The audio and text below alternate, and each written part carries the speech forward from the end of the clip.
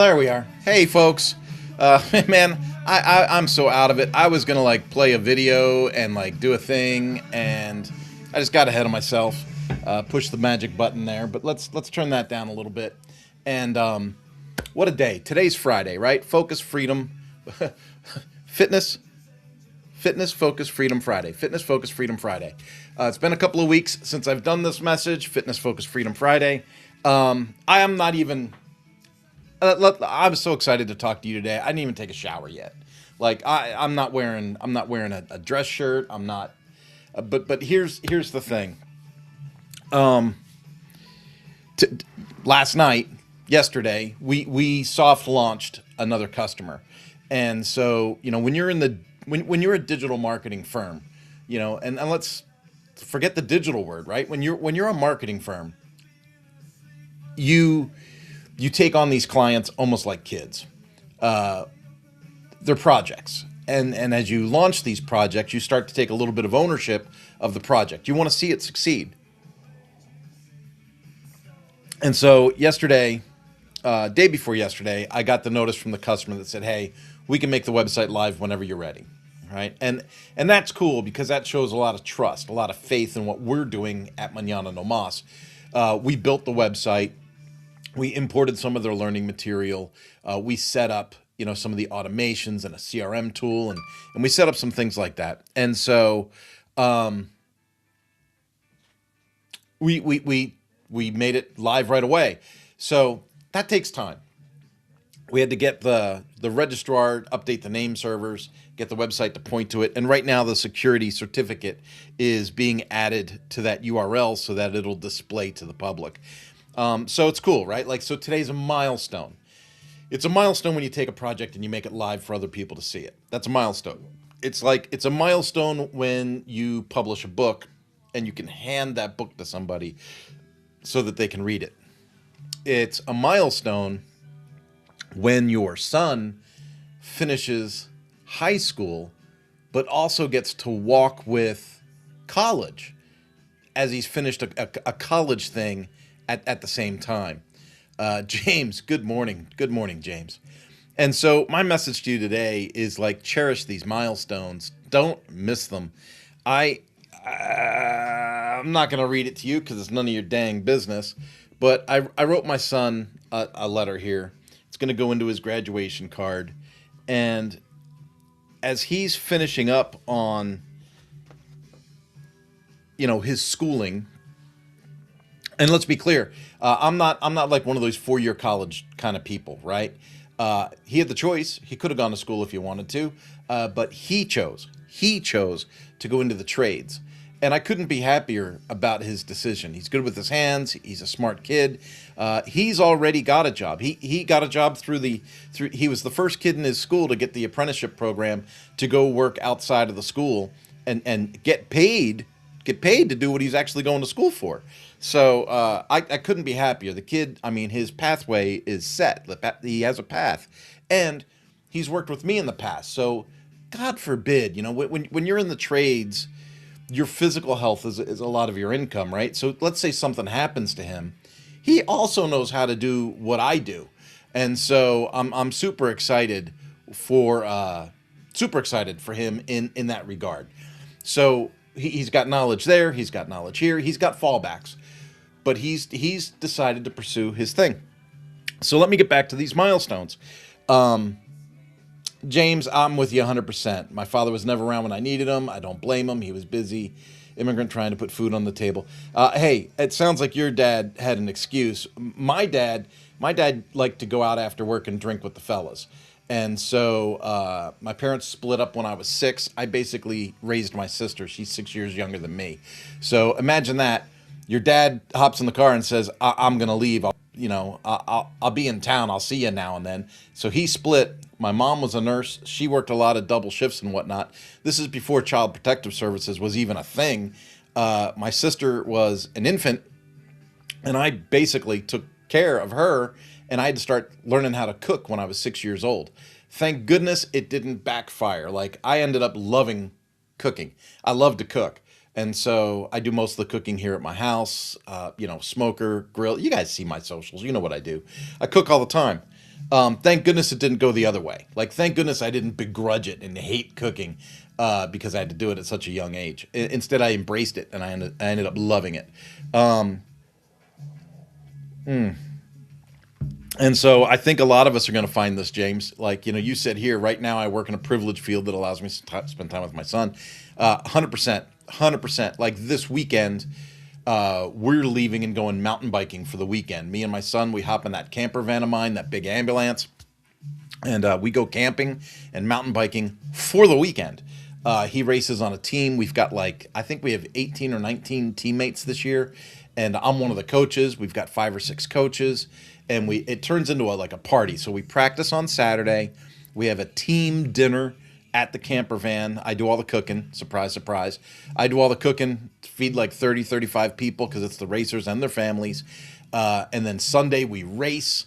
We go to the award ceremony at the end. Everybody gets a pat on the back, and then Hayden and I come home. And these are the moments that, when you said spend time with your son, right? We're privileged field, live in a privileged field. I feel like that's that space for me. I cherish these moments because I didn't have them with my own dad. And so I really appreciate that. When a milestone happens, you can have a flood of other memories. And here's a flood of a memory for me. I used to drive the kids to school. And when I would drive them to school, I would ask them, because, school's a pretty rough place, right? Like, the kids are just crappy. And so I would say to the kids, hey, who made you guys? God made us, Dad. And then I would say, great. Does God make mistakes? No, Dad. God doesn't make mistakes. I said, that's right. Remember, he made you. He made you special. He called for you to be set apart, to be holy. So don't worry about whatever happens at school today. Don't worry about whatever anybody says. Know that God is with you, right? God is with you. God made you. God loves you. And I would say these things on a daily basis. They were really young. And I was thinking about this. I didn't really say that too much when they got older, right? I didn't say it too much as they got older, but when they were young, boy, I really hit it. Like almost every day driving them to school. Hey, who made you? And they would say, God. And does God make mistakes? No. So you're not a mistake. You're awesome. Know that God's with you, right? And God calls you to be holy and set apart. So you don't have to follow the masses, right? I think that messaging worked for my daughter pretty well through mid-school. High school, not so sure. She went to high school in Southern California, and that was a pretty toxic place to send a little girl to school. Hayden ended up being homeschooled for most of his high school career, and I think that was a real blessing because we had seen what high school was doing to my daughter mentally. And so, anyway, I'm digressing. I'm going crazy. So Hayden is going to graduate tonight with the college, and I was thinking, that flashback, right? Who made you? Does God make mistakes? Blah, blah, blah. And not only am I proud of him to see what he's been able to accomplish through school, through mountain biking, through his employment, all these things that are happening that make a proud dad. I know that as a person of faith, God's proud of him. God's proud of me. God's proud of my wife. Because we have done what we're supposed to do. Raise a child up in the way that they should go, and they shall not depart from it, right? We know that we've put in the effort, we've run the race, and the race isn't over, right? I mean, it's just a phase of life, right? But the race isn't over, and we're there, right? So that's huge. So that's a milestone. The other milestone I mentioned was we got a soft launch of a customer. Technically, it soft launched last night, but I'm waiting for the security certificate to come on. And roll through some things. I just want to make sure it's right. I just want to make sure it's right. We didn't launch. We launched another project that started just this week, and that's for someone in the medical field. So we're super excited. So we've got a college level educational product that we've released this week, and then we have a medical product. We're going to release that in September. There's a lot of work to do between here and September, so pretty excited about that one. And then we've got a couple of other projects that we've been bidding on and playing with. And apparently James thinks I need to have a smoker truck. James, if you only knew how close to reality you were with that. So what we're thinking of doing what we're thinking of doing is we already want to put a container, a 20-foot container in the backyard. Containers can be really nice. Just for people that are listening, containers, you can get a nice container with like a beautiful wooden floor, right? So we want to get a beautiful container with a wooden floor. We're going to put some wood accents on the outside of it so it doesn't look like a container in the backyard. And then we're going to cut giant opening panels into the sides, and they're going to be on gas struts. So the sides of this thing will be able to open up, and when we're not cooking or entertaining, we'll be able to close it down and lock it up. Okay? What's going to be in the container? Well, it's going to be like a commercial cook center. We're building a smoker into one end that's going to vent out the ceiling, and then next to that is going to be a 44-inch flat griddle, right? Kind of like a Blackstone but bigger. And then we're going to have a prep area, a sink, and in the back corner is going to be a refrigerator, and inside is going to be like a bistro table sitting area, so that if the weather's bad or if we want to just hang out inside this thing, we can hang out inside of it.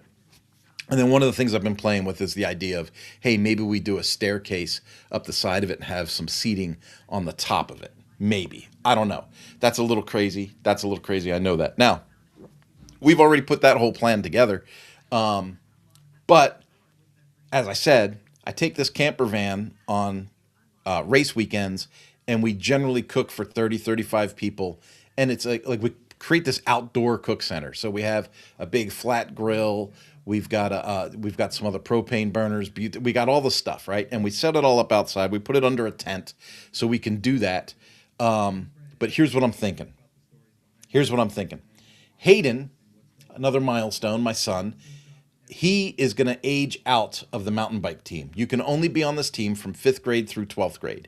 And so he's aging out of the team. And he said, Dad, I want to just be a coach next year. I don't want to give it up. I want to stay with it, and I want to coach.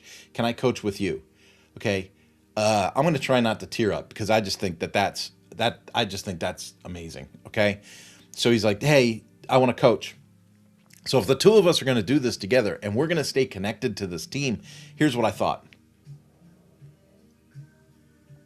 My camper van is based on an E350 with a 7.3 liter Power Stroke Ford. Okay, power 7.3 liter turbo. I can tow anything with this truck. I mean, I could deliver houses with this truck, right? So I thought, why don't we just get an enclosed trailer and put the enclosed trailer behind the camper van, tow that to the races, and it'll be like a kitchen on wheels. And then we'll be able to just set it up, pull in. Setup is easy. We're not doing tents and setting up outdoor kitchens and all this stuff, right? Like, we're literally pull into camp. I got my apartment with me in the camper van, right? So I have my apartment with me in the camper van.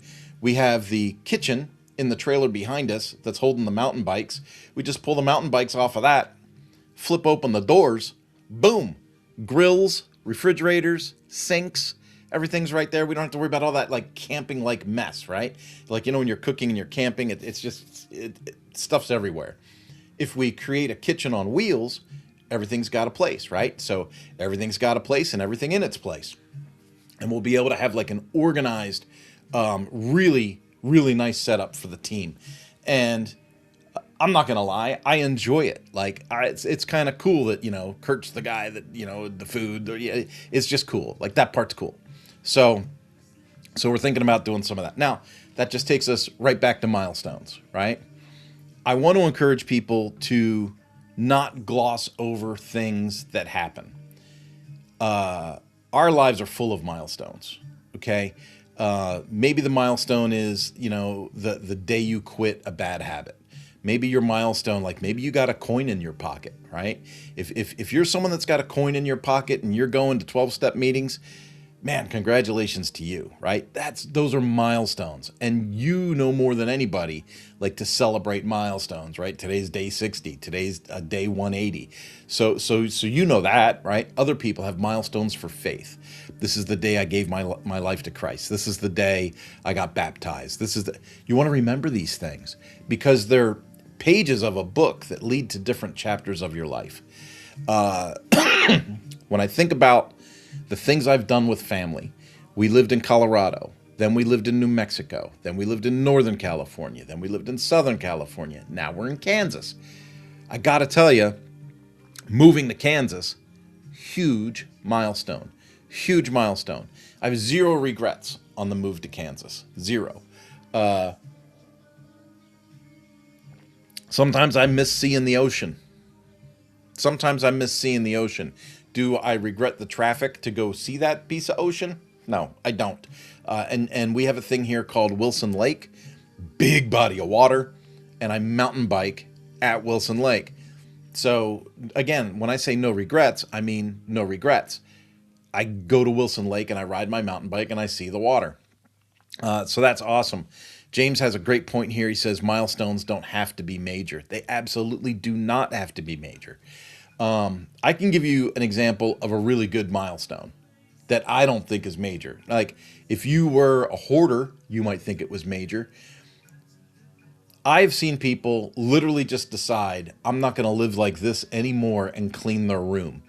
That sounds silly, but clean the room. Once the room is clean, there's like this mental lift that comes off their shoulders, right?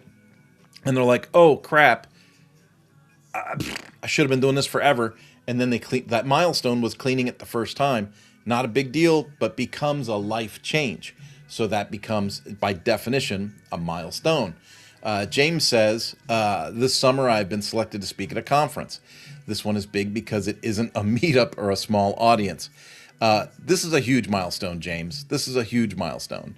My prayer for you, if I was going to put one on your shoulders, would be that this becomes a springboard for you. Speaking at these events is awesome. Now what I would like to see is like A, get a recording, B, put up shorts of you speaking, right? Spread the word that you've done it. I get it. Like for those that don't know, meetups are like WordPress meetups, right? It's within the community. And so we're always trying to give and pay it forward. Just like I run the WordPress meetup here in Hutchinson. You do stuff with WordPress meetups. It's people that aren't in it don't get it, right? Those are free. We end up donating our time and paying it forward and doing those things. But when you start to get your foot in with other things, right? Like I speak for the Chamber of Commerce here in town. I do lunch and learns for them. Again, for me, that's a paying it forward situation.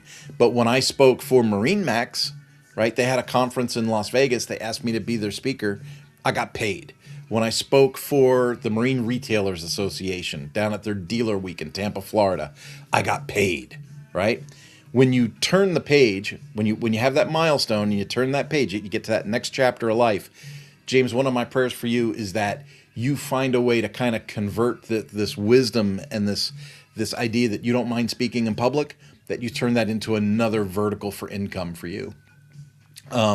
When I look at like what our digital marketing firm has been able to do at Mañana No Mas, we have been able to be like in curriculum development, voiceovers, video production, website development, public speaking, public training.